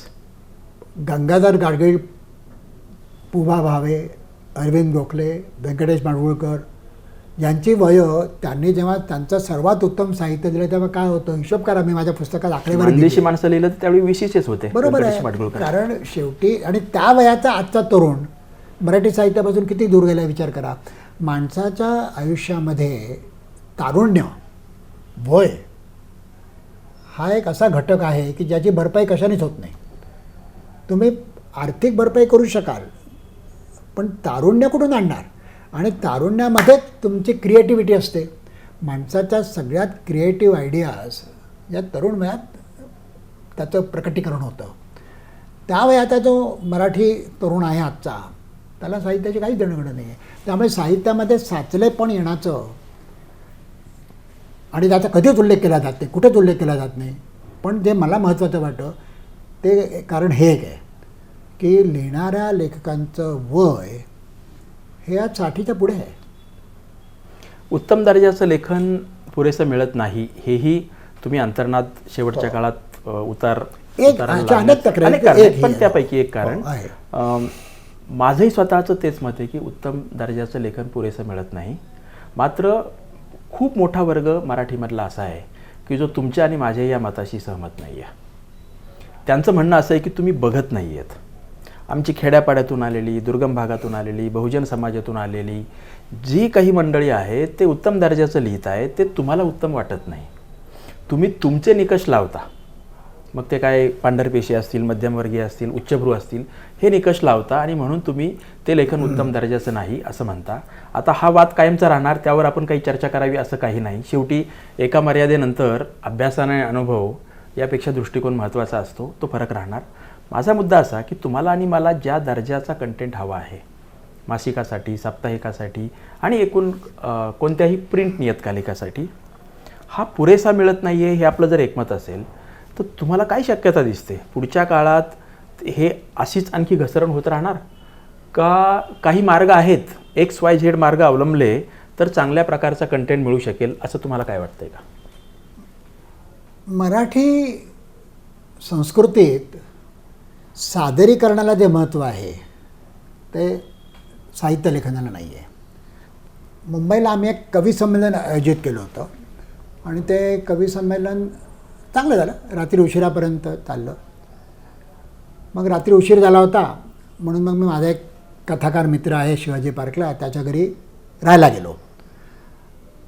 तर त्याने मला विचारलं, अरे भानू ते सगळे जे तू कवी बोलावले होतेस, अशोक नायगावकर, अरुण म्हात्रे, अमुक तमुक सगळे, महेश केडुसकर, त्यांना तू किती मानधन दिलंस? तर मी काय त्याचा आकडा होता तो सांगितलं, मला आठवत नाही, काहीतरी 1000-1200 काहीतरी होतं. म्हटलं खरं म्हणजे ते नेहमी जे घेतात त्याच्यापेक्षा खूप कमी आहे, पण त्याने आमच्याकडनं म्हणून एवढं घेतलं, ठीक आहे.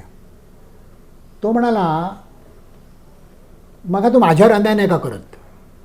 का तुझ्यावर का अन्याय? तर मी कथा लिहिली तर तुम्हाला किती मानधन देतोस? आता मला आठवत नाही आकडा, काहीतरी 800,000 असेल. मी सांगितलं थोडं मला कथा लिहायला 8 दिवस लागतात, त्याला कविता करायला 2 तास लागतात. मला कथेचं मानधन फक्त आयुष्यात एकदाच मिळतं. तो 100 ठिकाणी हेच कविता म्हणतो आणि त्याला प्रत्येक वेळेला वेगळं मानधन मिळतं. आणि ते मानधन देखील माझ्यापेक्षा जास्त आहे. हा माझ्यावर अन्याय नाही का? म्हणजे थोडं चेष्टेतच चालू होतं बोलणं, काही गंभीरपणे नव्हतं. म्हटलं बघ बाबा, खरं आहे तू म्हणतोस ते एका अर्थाने अन्याय आहे की मराठी साहित्यिकाला जे मानधन दिलं जातं ते इतकं कमी आहे की एखादा प्लंबर, सुतार, इलेक्ट्रिशियन त्याहून जास्त कमावतो. हे वास्तव आहे. सादरीकरणाला तर म्हणजे सिनेमांवर वगैरे ती गोष्टच सोडा, दुय्यम तिय्यम दर्जाची सिरियलमधली कोणी नटी देखील तुमच्याकडे जास्त मोठेपणाही मिळवते, प्रसिद्धीही मिळवते आणि मानधनही मिळवते. साहित्यिकाला ते मिळत नाही. कितीतरी वेळा असं होतं की व्याख्यानाला मला बोलावलं जातं, माझे रिक्षाचे जायचे ते पैसे पण सुटत नाहीत. पण हे वास्तव आहे. आता काय करायचं? आता मला असं वाटतं भविष्याचा विचार करताना पहिली गोष्ट ही व्हायला हवी की मराठी साहित्यिकाला मिळणारं मानधन हे आजच्यापेक्षा खूप जास्त हवं. म्हणजे इन्क्रिमेंटल वाढ नको आहे त्याच्यावर शून्यांची वाढ हवी आहे. खुशवंत सिंगना 1960 साली एका कथेचे 10,000 रुपये मिळत होते, 1960 साली. तर तसं एक तर मानधन मिळायला हवं. दुसरी गोष्ट तर लेखकांनी देखील चिंतनाला पुरेसा वेळ द्यायला हवा. हल्ली अनेक लेखक असतात की त्यांना प्रसिद्धीची घाई झाली असते. पाटपाट लिहून काही नाही तर व्हॉट्सअपवरती पाठवतात, लोक अंगठे पाठवतात, त्यावर समाधान मांडणारा समाजवर्ग मोठा आहे. त्यांना वाटतं आपण लिहितो तो खूप दर्जेदार आहे आणि तुम्ही त्याला दर्जेदार म्हटलं नाही तर तो तुमची काकदृष्टी असं म्हणणार. पण कितीतरी लोक लेखनाला देखील रियाज लागतो. आता उद्या मला नाशिकला जायचं आहे, शेतकरी साहित्य संमेलन आहे, अध्यक्ष मी त्याच्यात 3, 4 आणि 5 मी नाशिकला चाललो आहे. माझी खात्री आहे की तिकडे असंख्य ग्रामीण बांधव, सगळेच ग्रामीण असणार आहेत. विलास शिंदेंच्या आवारात आहे ते मला म्हणणार आहेत हे छापा ते छापा, हे कसं वाटतं सांगा, हे माझं पुस्तक घ्या, अभिप्राय द्या, मग तर मग कुठे गेलं तरी अनुभव येतो तो. पण आता त्यांचं लेखन जर मला खरोखरच दुय्यम तिय्यम, तो त्यांचा दोष नाही आहे. त्या लेखनाकरता रियाज करावा लागतो. एखादा गायक गातो पण तो 2-2, 3-3 तास रोज गाण्याची प्रॅक्टिस करतो, रियाज करतो. कोणी लेखक बनू शकतो हे केवळ अर्धसत्य आहे. लेखनाकरता देखील तुमचं शब्दसंपत्ती तुमची अधिक हवी, तुम्हाला वाचन करायला हवं, तुम्हाला खूप चिंतन करायला हवं. असं करणारे लेखक जेव्हा लेखकांना पटेल आणि तशा स्वरूपाचं लेखन जेव्हा लिहिलं जाईल तेव्हा मला वाटतं वाचक साहित्याकडे पुन्हा वळेल. कारण साहित्यामध्ये वाचकाला त्याच्या आंतरिक गरजा काय आहेत हे भागवणारं काहीतरी हवं आहे. नुसती इन्फॉर्मेशन ज्याला माहिती म्हणतात ती तुम्हाला इंटरनेटवर मिळते. मी काय वाटेल ते टाईप केलं तरी मला त्याच्यावरती 100 एंट्री मिळतात. किंवा त्याला करमणूक म्हणतात, ती करमणूक पण मला कुठे मिळते. एंटरटेनमेंट म्हणजे साहित्याचं पूर्वी इन्फॉर्मेशन आणि एंटरटेनमेंट किंवा नॉलेज आणि एंटरटेनमेंट जे 2 व्यवधानं होते, 2 उपलब्धी होत्या. त्याच्याकरता इतर माध्यमं उपलब्ध आहेत की घरच्या घरी. मी तुमच्या टी व्हीवरती 100 चॅनल आहेत, करमणूक भरपूर आहे. मोबाईलवरती करमणूक कमी आहे का? पण त्याच्या आंतरिक गरजा भागवेल असं काहीतरी जर आपण देऊ शकलो की जे त्याला तुमच्या लेखनातून मिळतं, जगण्याचं बळ मिळतं, तर त्या लेखनाला वाव आहे. म्हणजे अन्य माध्यमं जे देऊ शकत नाहीत ते देण्याची क्षमता जर नियतकालिकांच्या मध्ये असेल तर ती टिकतील, अन्यथा रडत खडत जगतील किंवा मरतील. आता शेवटचा प्रश्न. हे मी असं मरतील वगैरे असं मी म्हणणार नाही. हे तुमच्या तोंडचा शब्द आहे. माझा शब्द मी कशाला म्हणून मी बंद केला म्हणून बाकीच्यांनी बंद करा असं नाही. माझा शब्द आहे आणि ह्या व्हिडिओमधून तो डिलीट करू नये असे मी आमच्या एडिटरला विनंती करतो. हां, ठीक आहे. पण कठीण जाणार आहे परिस्थिती, दिवसेंदिवस कठीण होणार आहे. आणि याचं कारण सरकार काही मराठी शाळा बंद नाही करत आहे, पालकांनाच इंग्रजी शाळेत घालायची आहे. पालकांनाच आपली मुलं इंग्रजी शाळेमध्ये घालायची आहेत. 1975 साली श्रीपू भगवतांनी एका भाषणात सांगितलं होतं की माझ्या घरी काम करणारा तेलुगू मोलकर्णींनी आपल्या मुलांना इंग्रजी शाळेत घालायचा निर्णय घेतला. त्याला देखील आज 15 वर्ष होऊन गेली. 75 साली बोललेलं वाक्य आहे. म्हणजे 60 सालचं उदाहरण सांगतात. म्हणजे जो माणूस इंग्रजीमध्येच वाचतो, विचार करतो, लिहितो, तो स्वप्नसुद्धा इंग्रजीतच बघतो. त्यामुळे त्याची अभिव्यक्ती मराठीमध्ये होण्याकरता जी भाषिक पकड हवी, जे सामर्थ्य हवं ते त्याच्यात नाहीच आहे. सर, आता अंतर्नाद बंद होऊन काही वर्षे झालीत, मात्र 1995 नंतरचं पावशतक हा जो बहराचा सगळा कालखंड आहे, ते अंक काही लोकांना बघण्याची इच्छा होईल, त्यातले काही लेख वाचण्याची इच्छा होईल. साहजिकच त्यातले काही लेख किंवा लेखमाला ह्या पुस्तकरूपाने आलेल्या आहेत. मात्र तुम्ही ते अंक किती निगुतीने काढलेली होती. त्याच्यावरच्या जाहिरातीपासून मुखपृष्ठापर्यंत, मुखपृष्ठाच्यामध्ये पण केलेले अनेक प्रयोग आहेत. म्हणजे कविताच मुखपृष्ठावर छापणं किंवा वेगवेगळ्या चित्रकारांची करणं, असं बरेच काय काय आहे. तर मुखपृष्ठापासून जाहिराती आणि अर्थातच त्याचा खूप साधा, सोपा, सुबोध असा त्याचा लेआउट, व्याकरण अतिशय काटेकोर तपासलेलं, कॉपी एडिटिंग त्याचं खूप चांगलं झालेलं. त्यामुळे त्यातले अनेक लेख पुनर्वापर करता यावेत असे, अनेक लेख किंवा लेखमाला त्यातले काही समान धागे घेऊन पुस्तक रूपाने किंवा पुस्तिका रूपाने आणाव्यात अशा, ईबुक स्वरूपात आणाव्यात अशा, असं त्याच्यामध्ये खूप जास्त पोटेन्शियल आहे. तर हे साधारणतः 25 वर्षातले 250 ते 250 अंक आहेत. त्यामध्ये 25 एक दिवाळी अंक आहेत. हे सगळं वाचकांना उपलब्ध करून देण्यासाठी तुमच्या मनात काही विचाराधीन आहे योजना? एक त्याचा भाग म्हणजे अंतर्नादमधल्या काही निवडक लेखनाचा समावेश असलेलं निवडक अंतर्नाद म्हणून एक संकलन आम्ही प्रसिद्ध केलं आहे. त्याच्यामध्ये जवळपास 100 निवडक लेखांचा समावेश आहे. त्याच्या आता किती प्रति शिल्लक असतील मला सांगता येणार नाही, थोड्याच असतील बहुतेक. त्याच्यामध्ये त्याची झलक तुम्हाला मिळू शकते, प्रत्यक्ष अंक नाही मिळाले तरी. छापील स्वरूपात त्याचे अंकाचे संच हे 2 ठिकाणी उपलब्ध आहेत. एक पुण्यामध्ये नारायण पेठेत पुणे मराठी ग्रंथालय ही जी संस्था आहे, त्यांच्याकडे संदर्भ विभागात हे सगळे अंक आहेत. त्याशिवाय बदलापूरला कल्याणजवळ ग्रंथसखा हे जे श्याम जोशी यांचं वाचनालय आहे, तिथे देखील हे सगळे अंक अभ्यासकांना बघता यावे म्हणून उपलब्ध आहेत. त्याशिवाय माझे स्नेही MKCL कंपनीचे विवेक सावंत यांनी या सगळ्या अंकांचं डिजिटलायझेशन केलेलं असून ते वेबसाईटवरती उपलब्ध होण्याची प्रक्रिया जवळपास पूर्णत्वाला गेलेली आहे. पुढच्या 15-20 दिवसात ते काम नक्कीच होईल. त्याच्यावरती तुम्हाला ते सगळे अंक वाचता येतील. आता आपण शेवटचा प्रश्न. एका मासिकाचा उदयास्त हे पुस्तक तुमचं लिहून झालेलं आहे, प्रकाशकांच्याकडे गेलेलं आहे. पुढच्या काही दिवसात प्रिंटिंग प्रेसमधून ते छापून येईल. मौज प्रकाशन ही मराठीतली अतिशय प्रख्यात प्रकाशन संस्था, तिच्याकडून ते येतं आहे. पूर्वीची पुस्तकंही तुमची मौजने काढलेली आहेत. या पुस्तकावर मी साधनामध्ये लेख किंवा संपादकीय लेख पण लिहील. आत्ता मला असं विचारायचं की हे तुमचं पुस्तक येईल तेव्हा जनरल वाचकांना कदाचित त्यात रस नसेल, एका मासिकाचा उदय कसा झाला आणि अस्त कसा झाला. विशेषतः ज्यांनी हे मासिकच कधी पाहिलेलं नाही त्यांना त्यातले संदर्भ लागणारे नाहीत. परंतु मराठी साहित्य आणि संस्कृतीच्या क्षेत्रातले जे कोणी लोक असतील, माध्यमाच्या क्षेत्रातले लोक असतील, कोणतंही माध्यम, प्रिंट असो नाहीतर इलेक्ट्रॉनिक असो, डिजिटल असो, या सगळ्यांनी हे पुस्तक वाचावं असं मला वाटतं. ते का वाचावं हे मी माझ्या लेखामध्ये लिहील.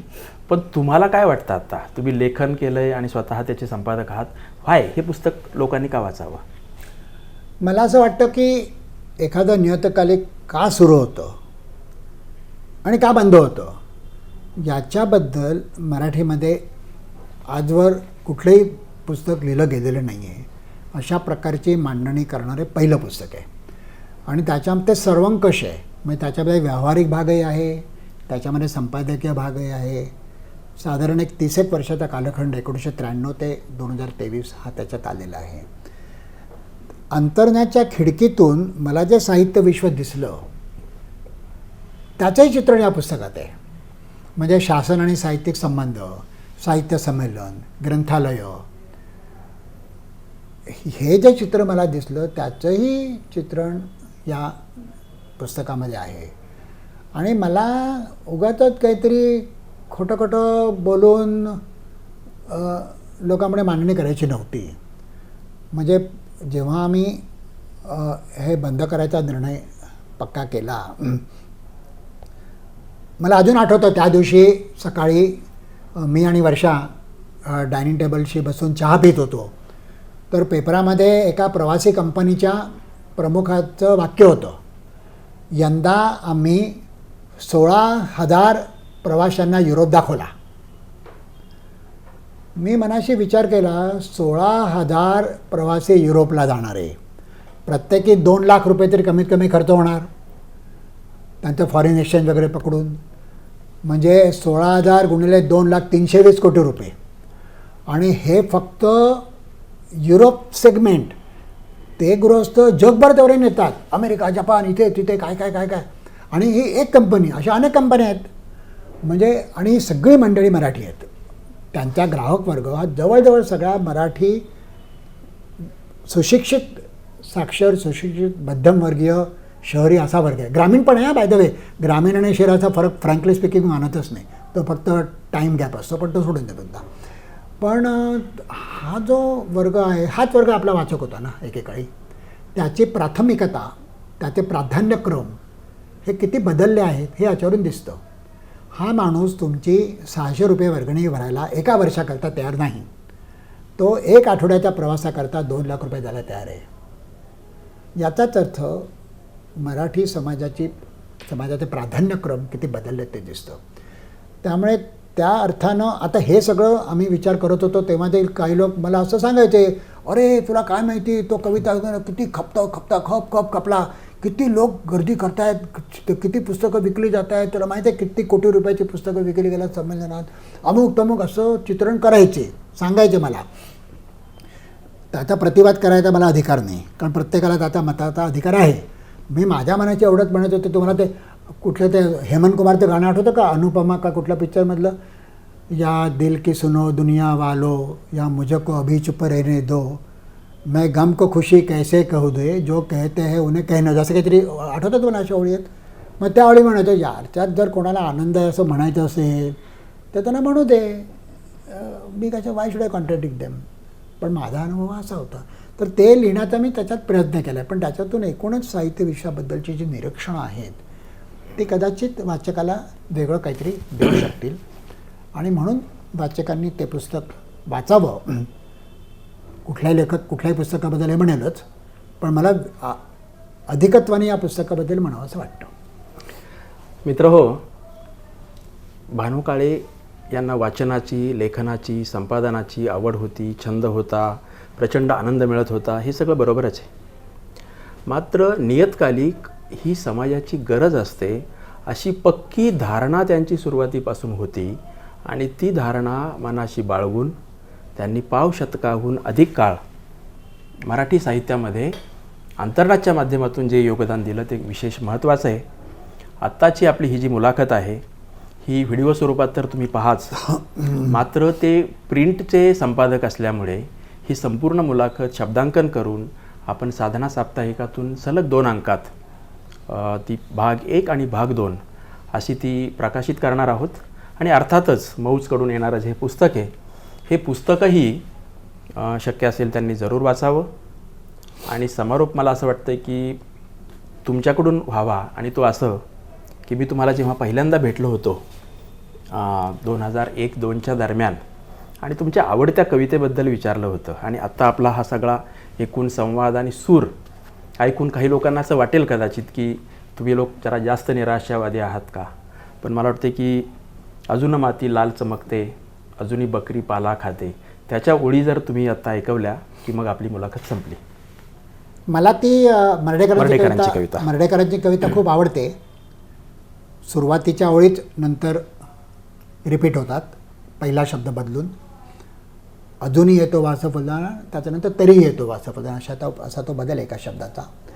तरीही येतो वास फुलांना, तरीही माती लाल चमकते, खुरट्या बुंध्यावरी चढोनी, तरीही बकरी पाला खाते, अस्मानावरी भगवा रंग देवात, आणि दागडे पोरसमोर वाचतो, तरीही डुलक्या घेत मोजते, त्या दो होंतील अंतरढोर प्रयत्नवाद. त्या ओळी या मला नेहमीच प्रेरित करणाऱ्या, आवडणाऱ्या अशा आहेत. थँक्यू. मी तुमचे आभार मानायला ही संधी दिल्याबद्दल आणि तुमच्या सगळ्या सहकार्याचे देखील.